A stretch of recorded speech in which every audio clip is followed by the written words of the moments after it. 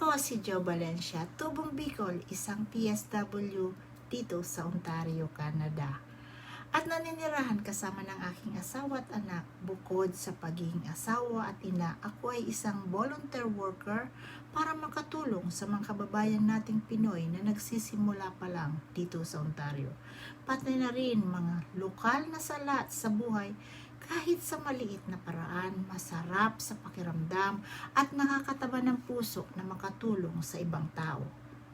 Sa buhay, hindi mawawala ang pagsubok. Taong 2014, ang aking asawa ay nagkaroon ng malubhang sakit at ako ang naging katuwang at sandalan upang labanan ang kanyang sakit sa pang-araw-araw na gastos. Hindi sapat ang aking kinikita para matustusan ang medical bills at therapy ng aking asawa. Kaya kinailangan kong maghanap ng ibang pagkakakitaan para makaawas sa mga gastusin. Sa makabagong panahon, kailangan mong makisabay sa teknolohiya kung kaya't ako ay nahikayat maging isang digital business owner.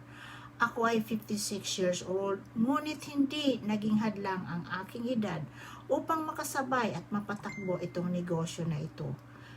Basta mayroon kang determinasyon at bukal matuto, malayo ang mararating mo dito sa negosyong ito. Dahil sa aking digital business, malaking tulong upang gumanda ang kalagayan ng aking asawa at nagkaroon ng oras sa sarili.